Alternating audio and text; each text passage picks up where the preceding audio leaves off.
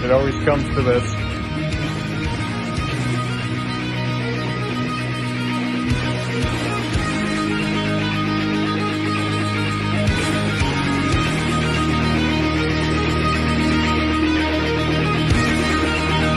More nice shit.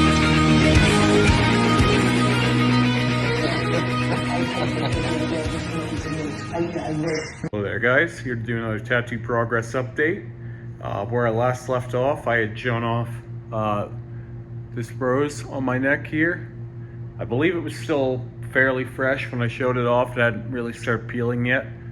This is fully healed. So that's how it's gonna basically stay. And we already know that when things are fully peeled with the white and black done together, they basically stay the same, right? So like these spider eyes are what, 8-9 months old now. So yeah, this might dull just a little bit, but overall I think it came out maybe even just a little bit better than the one on my hand. I had very little doubt that if we could get it to work on my hand, I figured we could get it to work on my neck too. So yeah, this will be the next session on this will be coming up right away. I'll be doing the other side here, I think, in about a week and a half. I think that's when we're doing it. Obviously, there could be a cancellation or something, and then I do it a little sooner. But I think that's a good pace. I'm not worried about being lopsided. I kind of like the duality of the black lined and shaded one. Obviously, it's a little more faded, and then having this one here. See, when we close up on this, I'll get off this topic in a minute here. You can see that it's not even really that white in there. Like, you can see it is white, but what's really popping that white out is the contrast, right, between the black and the white. As I always say, if you do both together, that's what makes it. If it was just the white on its own, it really wouldn't stand that well. So yeah, I had another session after that, and I'm already fully healed from that. And I'm just a little bit dry, I'm noticing. My newest piece is already flaking. It's already peeling. And I just realized, like, oh, it's been peeling most of the day and I haven't bothered to moisturize it yet. And saying that, normally I would have before I made a vlog, but I'm not really that worried about it. I've never really showed off what happens with peeling white on black, how it looks when that's happening. So I think that could be kind of cool to see. So I'll just go ahead and show it off. So yeah, it'll be similar to these, like this guy here and this one, only might even be a little bit brighter. But yeah, you can see it's a little flaky right now. It gets, white on black gets kind of dark right when you put it in. So like it's super bright right away, and then it goes into this weird cocoon-like state where it gets kind of brown and or like dark gray. And then when it flakes, as it's flaking, that surface is coming off, it gets super bright, and then it ends up kind of evening out. So yeah, you can see in places where it's how it's going to be, and then it's super sugary looking. So anyway, super there. You can see that with the white on black, with the black on black, these are going to be standing out a lot more. Like this one's obviously popping out a lot more than it did, and it's going to be, obviously there's still some more stuff to do there, but once we get all of these guys shaded like that, it's going to be a big difference. We spent about 2.5 hours on white highlights and these two on Monday, and we got a lot done with that. Rick seemed super inspired, not annoyed, but inspired by the fact that Terry started doing some of this on me. I think that it's kind of given him some perspective too. So with that said, the next thing we're going to be doing is we're going to be doing all the white highlights on this side in one session, according to Rick anyway. That's what he wants to do. We're going to do all this side, then we're going to come over the following week and do all the highlights on this side. Because the highlights, it looks like there's a lot, but there isn't. It's pretty quick. Most of the black is where the real detail is, and then it's the white that we're popping the black off of. So a lot of the work has already been done, and the highlights go quite a bit faster. So yeah, we got some big sessions to look forward to. Gonna be getting a lot done. And from there, I think after we get those 2 sessions out of the way, I think should be back down to the tentacles, because we were going to do the tentacles, the one on the side there that's kind of gone, and the one underneath. But Rick brought up a good point, is most of the black in my sides is still super defined right now, like it's still super crisp. And as we know, the black kind of does soften after a while, so we may as well use what we've got there, and then go back for those tentacles. And I completely agree. While we have the clarity of the black where it's still pretty fresh, like this, for example, that won't stay like this forever. I know probably sounds like wishful thinking right now because I say it every week, but we already know that eventually that will mellow out more. Where was I? So yeah, sorry, long day. We'll be doing the white highlights on the sides while we have the clarity still. Yeah, again, don't love the stomach, I should say. I don't even know how many sessions I've done this year on my stomach, let alone overall, but I never like it. It's never fun. And this time it was even a little more painful because, well, I didn't know at the time, but I've actually had a bit of like a head cold or like a sinus cold this week. My wife, of course, made me take a COVID test because, you know, in post-COVID days, people are still sensitive for that. And I tested negative, but I think I had that bug in me a little bit since Sunday of this week. So that was the day before my tattoo. It hadn't fully kind of come to the forefront yet though on Monday. So Tuesday I was in it, and Wednesday I was still sick, and even today I still feel a little, being 3 days later, I still feel a little bit sleepier and a little bit groggy, a little sinusy.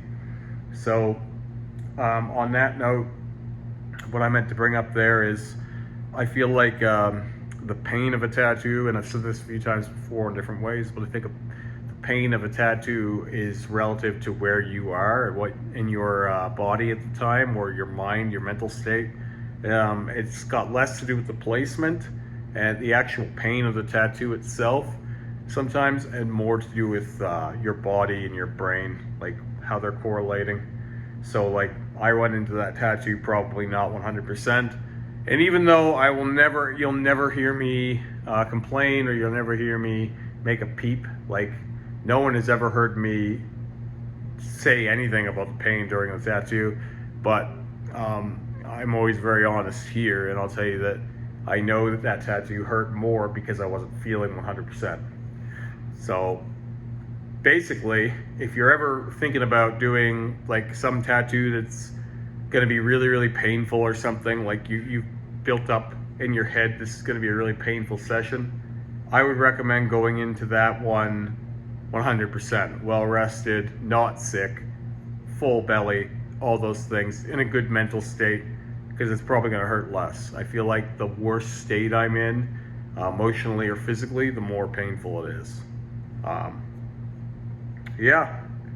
So, yeah, getting tattooed when you're sick, not a great idea. That being said, I didn't know that I was sick even at the time, or that this is all just my assumption because I did end up getting sick this week. So yeah, another thing I was going to talk about, it's been kind of bothering me more and more. Obviously, I did a little rant on the last vlog about this, but I honestly, I feel like I'm getting more and more impatient with typical comments. Maybe I'm off on a cloud somewhere. Maybe I'm living too much in my own little world, but like when I still see, like I got tagged in this this white on black, really cool white on black tattoo. I'm actually gonna feature it on React soon here. Really cool white on black tattoo. I was tagged in on TikTok the other day where people were claiming the white wasn't gonna last more than 10 seconds, and as soon as that tattoo heals, it's over, all these things. And it's just nonsense. Like I feel like I'm talking to cavemen, knuckle dragging troglodytes. I honestly do. Like, and I can't help but feel that way because like this tattoo was pretty cool, don't get me wrong, but it was kind of like elementary in its approach to white on black. Like, it was very like safe. Well, there's nothing wrong with that, but like I feel like I'm like doing all these crazy experiments, and I'm going out on a limb a lot of times, and I'm just kind of throwing stuff at the wall and seeing if it sticks. And like, we got people doing very, very basic things that will work for sure. And we still have like this kind of caveman sort of like very antiquated notion that you can't get a white line to show up over black at all. Like, it can't be done. And this is what's commonly believed and parroted, and with confidence too. Ignorant, blind confidence. And it's just like, it's not that I blame people for being ignorant or anything like that. It's just like, there's enough proof, hell, even in my work, that it does work, that if you were even remotely curious, you could very easily find out how wrong you were with minimal effort. So like, this confident ignorance around it, it's just upsetting me more and more. And it's not like, oh, I'm triggered. Oh, it's just, when people so certainly say that something doesn't work, they better have tried it first themselves, because there's too much misinformation already. I really hate hearing more of it get spread. And I feel like because of that stigma and how much people parrot that, we have less and less people exploring and trying new things, not just with tattooing, but in general. I feel like the only people who should say with authority something doesn't work or it's impossible are people who have tried it in every which way. And that's just about no one. Like, and I'm not just talking about tattoos here, but I am reluctant to call anything impossible. And I mean anything, because it seems to me that just about anything that mankind has ever wanted to do, we have ended up being able to do. Someone called it impossible. Most of us called it impossible until we did it, kind of thing. For example, I think eventually we'll probably be able to time travel. And it's not because I'm some crazy conspiracy theorist or something, or that I think we've already done it. It's just that, like, it seems to me that things are only impossible until they're made possible. And we didn't always think that we could do most of the stuff we're doing today and taking for granted.